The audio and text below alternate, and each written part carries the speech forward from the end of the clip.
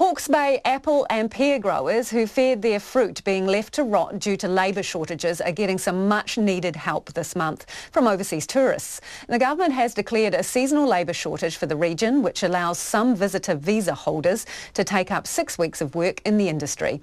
Growers are welcoming the move, but they say they need long-term solutions. Ben Strang reports. Hawke's Bay Pipfruit growers have known since early January they were in for a bumper crop. But there was a risk much of it could be lost due to a lack of people to pick it. The head of New Zealand Apples and Pears, Alan Pollard, says unemployment in the region has almost halved over the past 2 years, and orchard owners simply don't have the bodies to do the work required. We release a crop estimate every year mid to late January, so we have an external analysis done of what the crop's likely to be. From word around the industry, we know how much is being planted and how much is coming into production, so we do get to have a look long term at what our labour position is. What we didn't forecast was the significant fall in unemployment.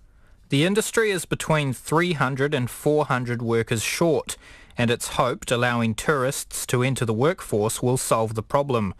The declaration allows holidaymakers to apply for a variation of conditions on their visitor visas, allowing them to work on orchards and vineyards in Hawke's Bay.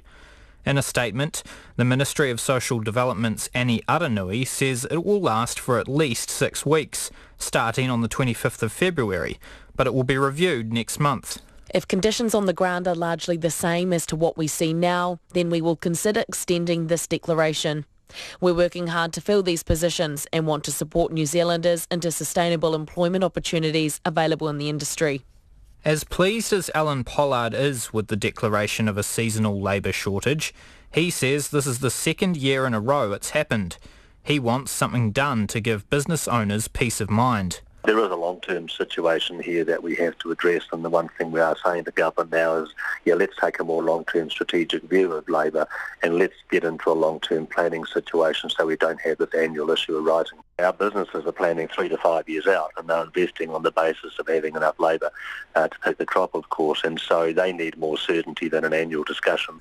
The Ministry of Social Development says it's placed more than 215 people into jobs in the industry since October and has many more ready to start jobs. It's also encouraging people in other regions to come forward if they'd like to take up employment in the pipfruit industry in the Hawke's Bay. For Checkpoint, Ben Strang.